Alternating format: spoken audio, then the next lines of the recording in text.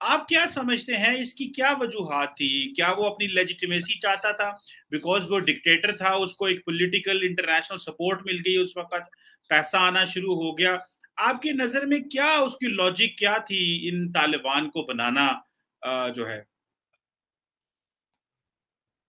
Logic तो वही थी जो आप बता रहे हैं कि उसने इस्लामिस्ट प्रॉपर जो था वो एजेंडा तो पाकिस्तान की कॉन्स्टिट्यूशन और लॉ में भी इम्पोज कर दिया था ना। तो अगर तालिबान को उन्होंने उसने कल्टीवेट किया तो then it makes a lot of sense. लेकिन जो मुझे समझ आती है कि तालिबान का राइज तो होता है 1991 में, when Zia ul Haq was dead and gone. The Taliban came to the front in politics in 1991, और 94 में उन्होंने क्वेटा में हुकूमत कायम कर ली थी। तो जरा देख लें आप, मैंने जो फैक्ट्स मुझे याद हैं, द फिनोमिनन ऑफ तालिबान इस तरह हुआ था कि एक सिविल वॉर चल रही थी अफगानिस्तान में। जब अमेरिकन ने विड्रॉ कर लिया है तो एक सिविल वॉर, और कहा जाता है उस सिविल वॉर में जितने अफगान मारे गए हैं ना, वो during the Russian presence in Afghanistan और उस जिहाद के दौरान नहीं मारे गए। तो सिविल वॉर के अंदर दोनों, वो जो था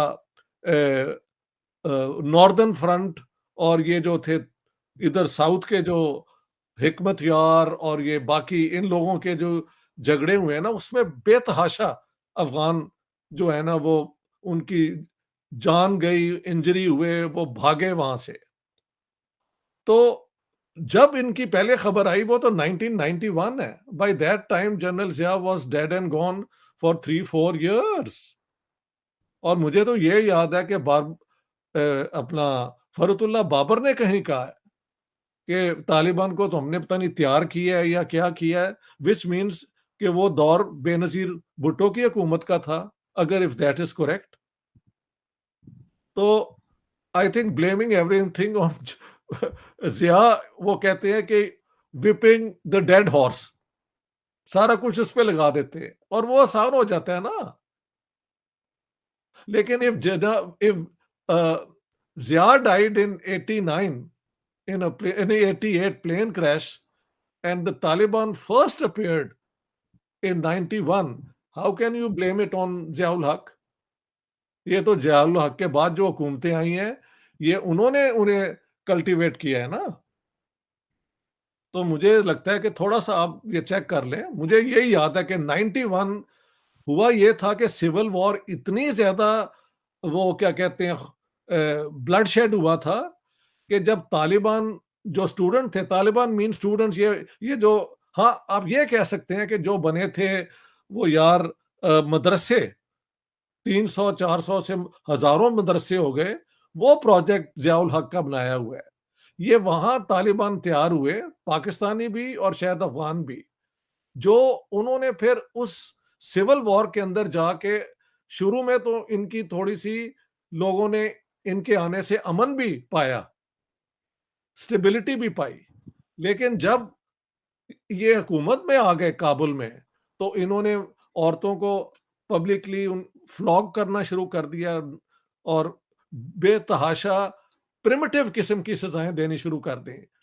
तो तालिबान तब से एक, they are a big menace, a curse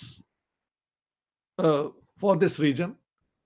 तो मुझे Taliban are a product of the madrasas, but the Taliban movement got promotion in 1991, और उसका बेनजीर भुट्टो की हुकूमत थी, मुझे तो ये याद है।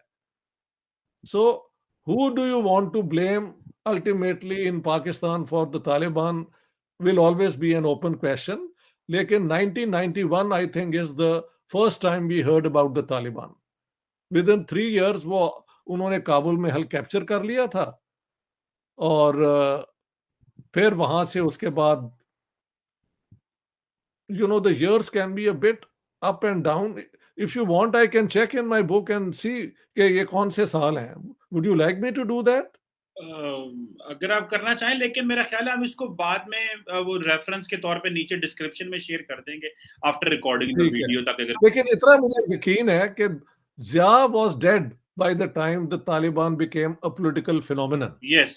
हाँ, बिल्कुल। अलबत्ता इनकी ट्रेनिंग क्योंकि हुई है वहां उन मदरसों में, तो उस प्रोजेक्ट का हिस्सा तो ये जरूर है, बिल्कुल लेकिन ये एक पॉलिटिकल कुव्वत की बुनियाद पे और बाद में हुकूमत जो है ये जिया के जाने के बाद हुआ है। बिल्कुल सही है। अच्छा डॉक्टर साहब, ये बात बताइएगा कि पाकिस्तान ने, हम यहाँ पे बात करते हैं जी कि दहशतगर्दी की जंग लड़ी, लेकिन साथ हमने ये भी नोटिस किया है कि जो जैसे इमरान खान साहब हैं, वो जब उसामा बिन लादेन जब उसको कत्ल किया, अमेरिकन ने वहां पे रेड किया और मारा, तो वो उसामा बिन लादेन को शहीद कहते हैं। शाह महमूद कुरैशी जो हैं वो कहते थे, उनको एक अफगान टीवी ने पूछा क्या वो शहीद है कि वो क्या है, तो उन्होंने कहा मैं इस सवाल का जवाब नहीं देना चाहता। तो बहुत सारे पाकिस्तानियों को इसका बात करते ये कहते हैं कि ये जो पाकिस्तानियों का लीडरशिप का कंफ्यूज रहना और इतनी बड़ी दहशतगर्द जमात के लीडर को भी दहशतगर्द ना कहना और उसको शहीद कहना, तो ये आप समझते नहीं है कि ये लीडरशिप की कंफ्यूजन है कि वो लड़ किससे रहे हैं, वो कर क्या रहे हैं, और हम लोग कितने साल क्या करते रहे हैं? आप इसको किस एंगल से देखेंगे इस बात को? यही जो आपने कहा है, कंफ्यूजन तो बिल्कुल है ना, कि जिन जब नजर आता है कि ये लोग मिलिटेंट हैं, इनकी आइडियोलॉजी जो है वो बार्बरिज्म पे बेस्ड है, तो उसकी जद में तो जो आएगा वो उसको उड़ा के रख देंगे। तो इन हुकूमतों ने, इन लोगों ने अपना इमरान खान, आपको पता है कि उन्हें तो तालिबान खान भी लोग कहते रहे हैं। तो अब all that is on the table now, nothing is hidden.